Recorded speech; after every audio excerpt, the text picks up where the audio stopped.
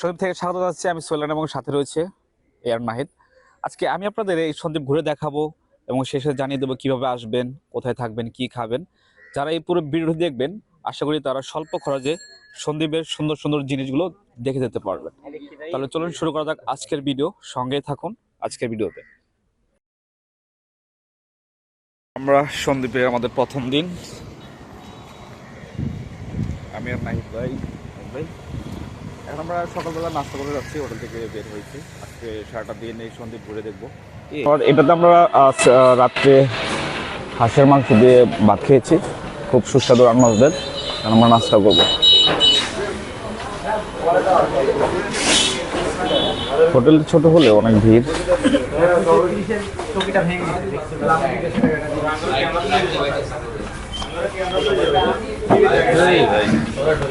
কি আছে কি আছে সকালে?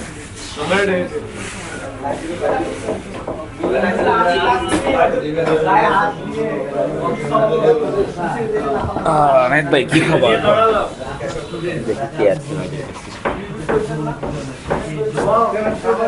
রাত্রে তো আমরা হাঁসের মাংস দিয়ে ভালোই মজা করে খেয়েছিলাম। খুব ভালো রান্না তাদের। অনেক মানুষ সকালবেলা নাস্তা করছে, গল্প করছে। দোকানটা ছোট হলেও কিন্তু ভিড় অনেক, ঠিক আছে না? অনেক ভিড়। সব মিলিয়ে তাদের রান্নাটা অনেক ভালো, তাদের ব্যবহারও ভালো। যেহেতু আমরা কালকে রাত্রে এসেছিলাম, তাই না? এখন আমরা নাস্তা করবো, দেখি ঠিক আনছেন। এগুলো কি আপনাদের সন্দ্বীপেরই?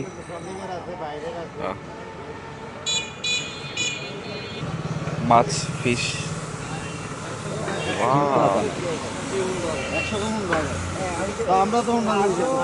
এটা তো কালো কালো না, এগুলো কত করে পড়ে ভাইয়া?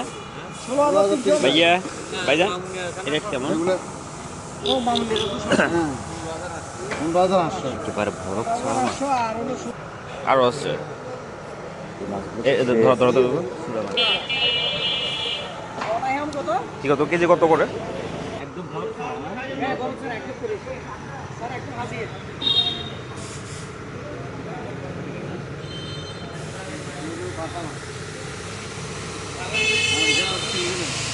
এগুলো কেজি কত? হ্যাঁ, এগুলো 500, এগুলো 500 টাকা। সকালে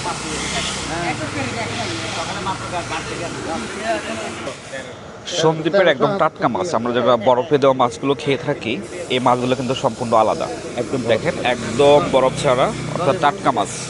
বাট আমরা যদি এগুলো কিনে নিতে চাই তাহলে অবশ্যই বরফ ব্যবহার করতে হবে, তা না হলে মাছ নষ্ট হয়ে যাবে। এটা বাস্তবতা, এই সত্য।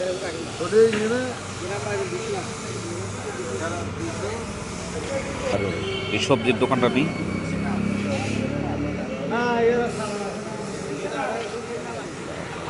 আমরা কদিন না বরফ। সন্দ্বীপের রাস্তাগুলো কাজ চলছে, তাই রাস্তাগুলো ধুলো বালুতে ভরপুর। তাই এই সময়টা আসলে আপনাকে এটা মেনে নিতে হবে যে আপনি একটু ধুলো খেতে পারেন। তো যেটা সমাধান, অবশ্যই মাস্ক ইউজ করবেন। যদি আমি মাস্ক ব্যবহার এখনো করিনি, দেখা যাক, করতে হবে। কি বলো দাদা?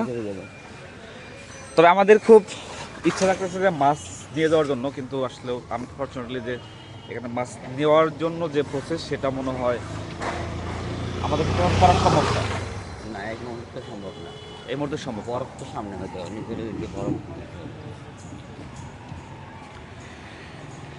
সন্দ্বীপে লোকাল ট্রান্সপোর্ট বলতে অটো, সিএনজি, সাইকেল এগুলো দেখছি, আর বাইক দেখছি। এর বাইরে আর কিছু নেই বললেই চলে। তো সন্দ্বীপের মানে এটা আপনি বুঝতে পারছেন, এখানে ট্রান্সপোর্ট কস্টটা অবশ্যই বেশি হবে। এই হোটেলের মালিক উনি আমাদেরকে এখন দেখেন কতটা রেসপন্সিবল।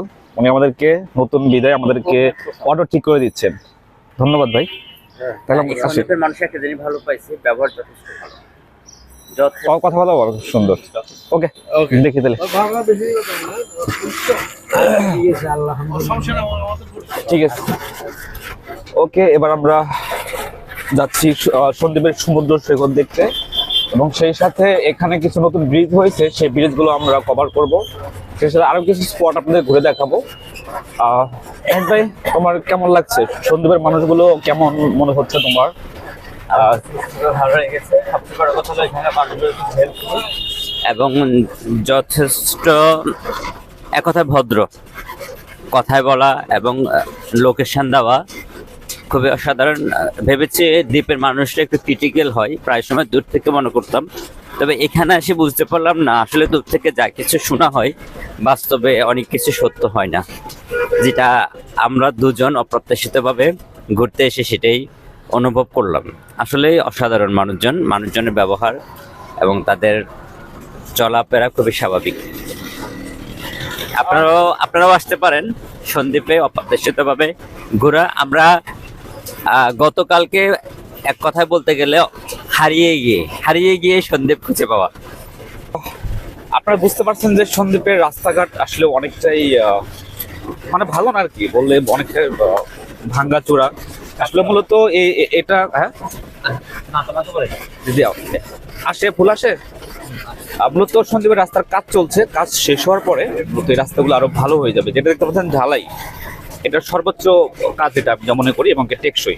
আর এখন আমরা যাচ্ছি সন্দ্বীপের সমুদ্র সৈকত দেখতে। সেখানে কিছু ব্রিজ হয়েছে নতুন, সেখানে যাব এবং আরেকটা বিচ আছে ওখানেও যাবো, আপনাকে ঘুরেও দেখাবো এবং ওখানে গিয়ে আপনাদের দেখানোর চেষ্টা করবো এই সন্দ্বীপে বসবাসরত মানুষের জীবন জীবিকা, তাদের দুঃখ কষ্ট সবকিছু তুলে ধরার চেষ্টা করব। এবং সেই সাথে আমরা এখানে কিভাবে অপরিকল্পিতভাবে চলে আসছি সেই ঘটনা আপনাদের মাঝে শেয়ার করবো। আশা করি পুরো ভিডিওটির সাথে আমাদের থাকবে। এগুলো হচ্ছে হোগলাবন, ধারি পাতা, এগুলো দিয়ে কিন্তু কি যেন বানায় পাটি, বিভিন্ন পাটি দড়িতে ব্যবহার করা হয়। তারপরে আরো মানে আরো বিভিন্ন কিছু ইউজ করা হয়। এখানে কি ছিল বলে শুকলা পাতা নয়, দাড়ি পাতাই বলে। এটার মধ্যে আবার একটা ফুল ধরে, ফুলটা খুব মজা, এটা পাওয়া যায় না। ফুলের পাউডারটা অনেক মজা। হ্যাঁ মজা মানে এটা যাই এটা লইতো। এরকম বাগান কতগুলো আছে? অনেক আছে, অনেক অনেক। তার মানে এগুলো বিক্রি হয়তো। হ্যাঁ, এটা করা হিসেবে বিক্রি হয় 2000, 2500, 5000 টাকা।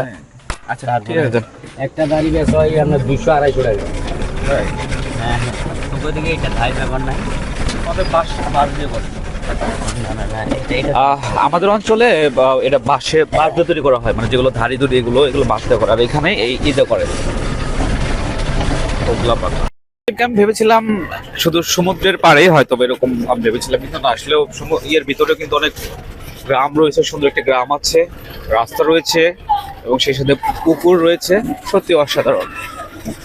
এখন আমরা চলে আসলাম মেবি নতুন ব্রিজ, এটাকে নতুন ব্রিজ বলা হয়। এই ব্রিজটা দেখতে চলে আসলাম। এটার নিচে একটা খাল, এটা কি, এই খালের নাম কি? ফতাল খাল। ফতাল খাল, কাতাল খাল। হ্যাঁ ফতাল খাল। ফতাল খাল, এই খালের নাম হচ্ছে ফতাল খাল। এটি কিন্তু সাগরের সাথে যুক্ত, এখানে কিন্তু জোয়ার ভাটা হয় এবং এটার উপর একটা নতুন ব্রিজ রয়েছে। সেই ব্রিজে আমরা কিন্তু এখন চলে আসছি, অর্থাৎ যখন আপনারা ঘুরতে আসবেন তখন এখানে আসতে পারেন। নতুন ব্রিজ, আর দেখেন ভিউটা অনেক সুন্দর।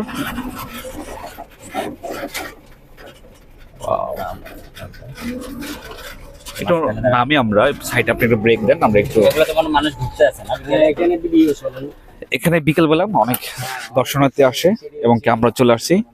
অসাধারণ একটা ইয়া।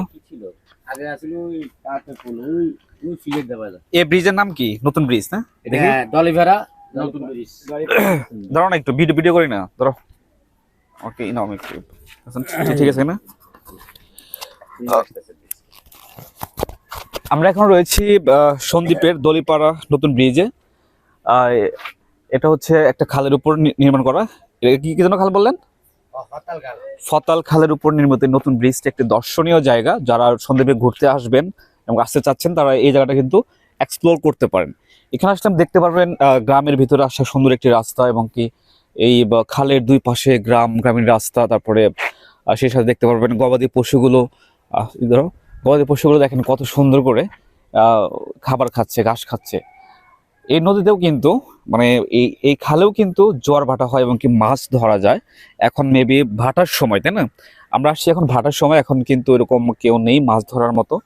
আর যখন জোয়ার থাকবে আপনারা কিন্তু এখানে নৌকা দিয়ে ঘুরতে পারবেন এবং সেটাকে খুব অল্প টাকাতেই। আর একটা বিষয় আপনার বলে রাখি, সন্দ্বীপের যে কমপ্লেক্স আছে অর্থাৎ উপজেলা, সেখান থেকে এটার দূরত্ব মাত্র 10 মিনিটের রাস্তা। আপনার অটো নিয়ে কিন্তু খুব সহজে এখানে চলে আসতে পারবেন। নাহিদ ভাই, তোমার কেমন লাগছে একটু? অসাধারণ যাকে বলে, আসলে গ্রামের সৌন্দর্যতা উপভোগ করার জন্য শহর থেকে যদি আপনি একটু বাইরে আসতে চান তাহলে আপনি চলে আসতে পারেন সন্দ্বীপে। কারণ গ্রামের জনজীবন একেবারেই গ্রাম্য পরিবেশ বলতে যাকে বোঝায়, খুব ছায়া শীতল যে একটা পরিবেশ আছে সেটা এই সন্দ্বীপে আসলেই আপনারা পাবেন। অসাধারণ। কারণ সন্দ্বীপ শহর থেকেই, যেহেতু সন্দ্বীপের আয়তন অত বেশি না, এপাশ থেকে ওপাশে খুব সহজে চলে যাওয়া যায়। আর আমরা সন্দ্বীপ শহর থেকে মাত্র 10 মিনিটের ব্যবধানে কিন্তু আমরা বেড়িবাঁধের পাশে সুন্দর একটা দর্লিপাড়া খালের উপরে নির্মিত নতুন একটা ব্রিজ পেয়েছি, যে ব্রিজের সৌন্দর্যতা আসলে আপনাকে মুগ্ধ করবে। দুপাশে বিস্তৃত চারণভূমি, মাঝখানে খাল, দুপাশে সবুজ অরণ্য, তার পাশে গ্রাম, আর পশ্চিমে সমুদ্র, আর খালের জোয়ার ভাটা সমুদ্রের সাথে মিশে গেছে। আসলে একসাথে অনেকগুলা দিক আপনারা পাচ্ছেন, ভালো লাগবে আপনাদের দেখতে। এখানে একটা বিষয় আপনাদের দেখাই আমি। ধরো তো, ক্যামেরা আসো। কি হলো? আমার কথা না আসার সাথে তো কমে গেলি। তোমার কথা আরো ঢুকাবো। এখন আমরা দেখতে পাচ্ছি এই খালের পাশে দেখতে পাচ্ছি একটা খেজুরের খেজুরের বাগান, ধরতে গেলে ছোটখাটো। এখানে একজন মানে একজন গাছি বলে, যারা যারা খেজুর গাছে কাটা কাজ করে তার গাছি বলে। একজন গাছি কিন্তু রস সংগ্রহ করার জন্য যে প্রসেসটা সেটা করছে। তার মানে এই অঞ্চলটা শুধু মাছ ধরার জন্য নয়, বিভিন্ন রকমের ফল চাষাবাদ, যেমন খেজুর গাছের আবাদ কিন্তু এখানে হয়ে থাকে। আমি অনেক খেজুর গাছ দেখতে পাচ্ছি এখানে এই পাশটায়, ঠিক আছে। ব্যক্তিগতভাবে এগুলো কিন্তু খেজুর গাছ লাগানো। ওখানে যাবা নাকি? কখন যাবা? চলো, তুমি তুমি তুমি নেবো না? আমরা এখন ওই চাচার ওখানে যাব, তার সাথে কথা বলার চেষ্টা করব, জানতে চাওয়া মানে তার কিভাবে তিনি রস সংগ্রহ করে এবং কি সে প্রচেষ্টা জানার চেষ্টা করব। সবকিছু আপনাকে জানাবো, সামনেই থাকুন। আমরা এখন চলে এসেছি এই ছোট্ট একটি খেজুর বাগান, যে বাগানের একজন গাছি তার খেজুর গাছকে রস সংগ্রহ করার জন্য প্রস্তুত করে তুলছেন এবং তার সাথে একটু কথা বলার চেষ্টা করবো আমরা।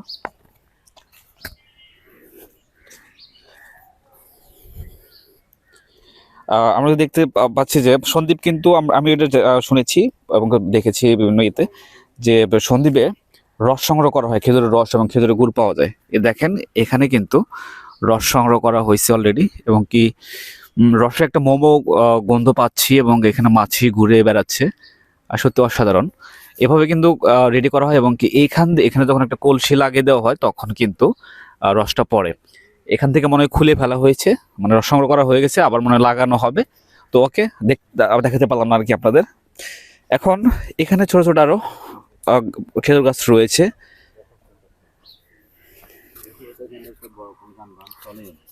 আসসালামু আলাইকুম, কেমন আছেন? আপনার সাথে কথা বলতে আসলাম। আপনার এটা কি আপনার বাগান? আমার একটু ধরো তুমি। এই বাগানের বয়স কতদিন হয়েছে? কত 10 বছর কমপক্ষে। 10 বছর। আর এটার আয়তন কতটুকু? অল্পই তো না? কতগুলো গাছ আছে এখানে? এই গাছ এখানে হ্যাঁ, মানে রস সংগ্রহ করা যায় কতগুলো গাছ থেকে? রস সংগ্রহ করেছেন কতগুলো থেকে? রক সঙ্গ হয়েছে ধরেন না 10টা ধরেন না 10টার মতো। এই এসে থেকে সংগ্রহ করা হচ্ছে, মানে এগুলো রস দিচ্ছে এখন? হ্যাঁ, রস দিচ্ছি। আচ্ছা, আমি জানতে চাই যে মানে একটা খেজুর গাছের বয়স কত হলে তখন সে রস দেওয়ার জন্য উপযুক্ত হয়? এই ধরেন 8 বছর 7-8 বছরের ভিতরে হয়ে যায়। 7-8 বছর। এটা যত্ন থেকে, আবার যত্ন না করলে হবে না। এখন যখন 7-8 বছর হয়ে যায় তারপরে আপনার প্রসেসটা কিভাবে কি করতে হয় একটু আমাদেরকে একটু বলেন। একটু প্রয়োজন দেখায় দেন। আপনি এটা গাছ রেডি করতে হলে আমরা প্রথমে গর্ত করি, ওখানে কিছু গোবর সার অথবা মাটির সার এগুলো দিই, তারপরে সারা নিয়ে ওখানে বপন করি আর কি, বাইরে থেকে। না আমি বলতেছি যখন একটা গাছ রস দেওয়ার জন্য উপযুক্ত হয়, হ্যাঁ, তখন রস সংগ্রহ করার জন্য কি মানে কাজ করে থাকেন আপনারা? মানে যেমন ছুলাই দেন না, হ্যাঁ, ছুলাই দিই। কলসি দেন, মানে সেই প্রসেসগুলো একটু আমাদের দেখায় দেন। হ্যাঁ, এগুলো যে তবে ইয়ে করে এখন করে তারপরে কাকা আমাদেরকে এগুলো দেখাবে, করতেছি। বিষয়টা দেখাবে। ওই আপনারা একটা মানে ই করতেছে, রেডি করতেছি, করতেছেন হ্যাঁ, এগুলো রেডি করতেছি। হ্যাঁ এগুলো কাটি কাটি রাস্তা আছে, রস বাইরে হইবো। এখনো হয়নি, মানে কাটতে বাইরে হইবে আর কি। হ্যাঁ। বিকেল বেলা কাটবে এগুলো, বিকেল বেলা পড়বে এখন। বিকেল বেলা কাটার পরে সকালে তো হ্যাঁ, রস এখানে এখানে ইয়ে দিব আর কি। মানে এখন তো আর কলসি জমানা নাই, এখন তো ওই গেলান দেওয়া হয় আর কি। এখন আর হাঁড়ি হয় না, না হ্যাঁ? মাটির হাঁড়ি হয় না, না না, মাটি হেরি এখন নাই। রস সংগ্রহ করার পরে সে রস তোমার কি বাড়িও করে? নাই, মাটির হাঁড়িও নাই। এই রসগুলো বিক্রি করি, যেমন এক গেলান প্রায় 700-500 টাকা, 750 টাকা এমএল বিক্রি হয় আর কি। বিক্রি করেন না এখন? 5 লিটার 1 লিটার আমরা 100 টাকা বিক্রি হয় এখানে। আচ্ছা, আচ্ছা। মিঠাই করেন না এখন? হ্যাঁ, করি। আপনার আজকে মানে এই 10টা গাছে প্রতিদিন কত লিটার রস সংগ্রহ করা যায়? এটাই গাছ বুঝি, কোনো কোনো গাছ আসছি কোনো মোটা আছে, যেগুলা গাছ শিকন গরুর মতো আর কি, মনে হয় আছে কোনো গরু দুধ বেশি, কোনো গরু দুধ কম। হ্যাঁ, হ্যাঁ, ঠিক খেজুর গাছের ততরূপ। কোনো গাছে মনে হয় 1 গ্যালানও পরে, 5 লিটারও 6 লিটারও পরে যায়। কোনো গেলান, কোনো গাছে মনে মনে হয়তো দেখা যায় আধা লিটারের বেশি পড়ে না। আপনি কত কেজি সংগ্রহ করেছেন? এখনো তো গাছ এখনো পুরোপুরি ইয়ে হয় নাই সবগুলা। কয়টা লাগাইছিলেন মানে এখন কত শুরু আজকে কাটিনি, গতকাল কাটছি মনে করেন আচ্ছা, 3 গ্যালান, 3 গ্যালান হয়েছে। একদিন গ্যাপ দিবেন। 3 গ্যালান আর কি, 3 গ্যালান 5 লিটার 15 লিটার আর কি। লিটার হয়েছে? হ্যাঁ, সামনে হবে। সামনে ধরেন এরকম দেখা যাচ্ছে কোনো কোনো গুলো আমাদের একটা মধ্যে 5 লিটারও পড়ে। খেজুর রস খাওয়ার খুব শখ ছিল, আহ, আছে ইনশাআল্লাহ, এখনো খাওয়া হয়নি, খাবো কোনো এক সময়। পাবেন, আমার ওই নাম্বার দেওয়া হয়েছে, প্রয়োজনে সংগ্রহ করতে পারবেন। আছে মানে নিতে পারবেন, এখনো সমস্যা তাহলে নেই। একটু কাজ করেন, বুঝতে কাজের আছে। ভিডিওটা হ্যাঁ, আপনি একটু কাজ করেন, আমরা একটু দেখি। আর ওইদিকে অনেক বাগান আছে আমার, দেখতে পারবেন অসুবিধা নেই। ওই আর ওইদিকে পশ্চিম পাশে। মানে আপনার আরো বাগান আছে? হ্যাঁ, এগুলো অনেক আরো সুন্দর। ওখানে কত শোনো, ওনারা যাইতে পারেন, দাঁড়ায় skip এটাই করে। কিন্তু- ওনারা কি হয় নিজের গুলা কাটে, সাইডে আমার ভাড়া নিজের, নেয়, এগুলো আমার নিজের। হ্যাঁ, সাইডে ভাড়া নেয়, ভাড়াতে কাটে, অনেক সিস্টেম আছে এগুলো। আপনার কাজগুলো একটু দেখতে চাই, আপনি কাজ করেন তো, ওটা আবার একটু ছোলান, মানে এই কাজ করে থাকেন, তারপরে একটু দরকার আছে। কাকা ধার্মিক মানুষ, 5 ওয়াক্ত নামাজ আদায় করে থাকেন, এবং কি তিনি এই খেজুর গাছ আসলে একটা সবের বিষয়। এখানে দেখো তোমার ছয় দিয়ে- ইয়ে কতটুকু আসছে, আর আর পিছনে যেতে পারবো। সৌদি আরবেও আপনার খেজুর চাষ করতে, মানে খেজুর গাছ চাষ করার যে চিন্তা ভাবনা, এটা কিভাবে আসলো আপনার মাথায়? এটা আমরা ছোটবেলা থেকে অনেক করেছি। ছিল আগে প্রায় 80 টাকা ছিল আমার, এখনো আছে। এখন আমার প্রায় 40টার উপরে এই ব্যবস্থা হয়েছে, আরো আছে বাগান ওইদিকে। এই অল্প একটু কিন্তু ওই যে দেখা যায়। এই প্রসেসটা করার পরে কি করবেন, মানে ছোলানোর পরে? এটা বড় হয়, গাছ বড় হয়, যতদিন বড় হয় এতদিন কাটবো।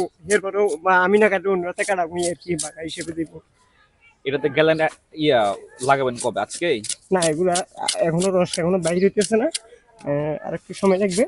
তাছাড়া একটা ইয়ে আছে, মাস আছে এখন। হ্যাঁ, কি মাস? এই সময় আছে, সময় এখন পোস্ট তোলে না, হ্যাঁ, এক একটা গাছে এক একটা মানুষ যখন গাছের ফুল আসে। যেমন মেয়ে ফুল- গাছে একরকম সময়ের রস দেয়, পুরুষ গাছে একরকম হ্যাঁ, আর সময়ের রস তাছাড়া দেয়। যখন ফুল আসে তখন রস একটু বেশি হ্যাঁ, আর কি। বেশি। এখনো ফুল আসে নাই। হ্যাঁ, এই আর কি। আর এটাকে বলে খলা। হ্যাঁ, এখন যেটা প্রস্তুত করতেছে এটাকে খলা বলে।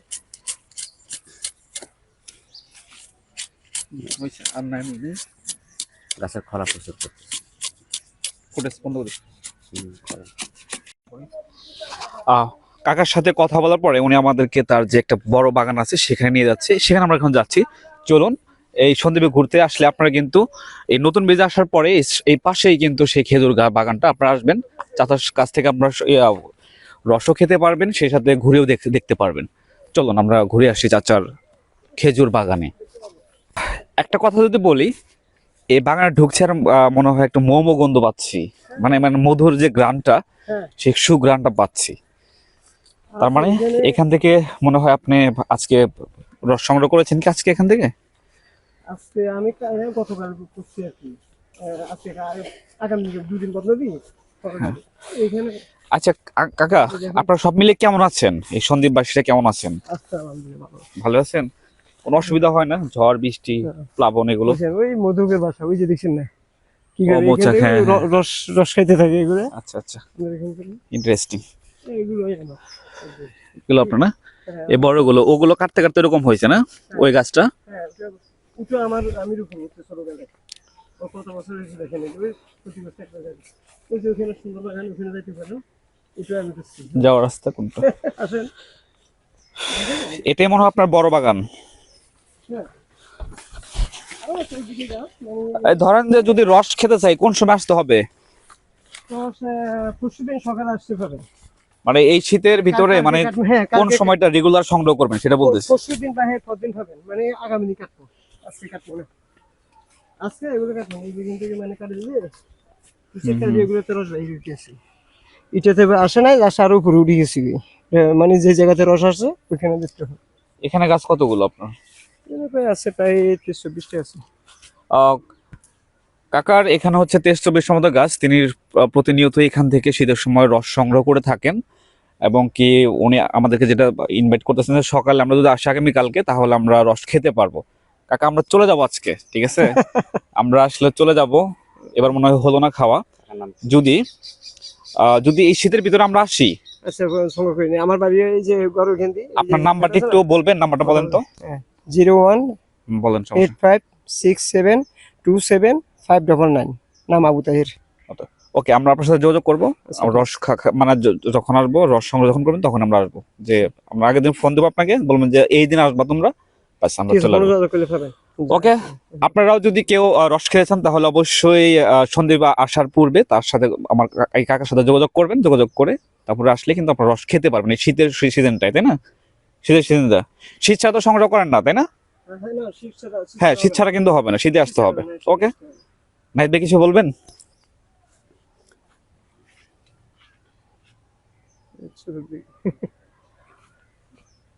আরো এক কাজ করে দাও।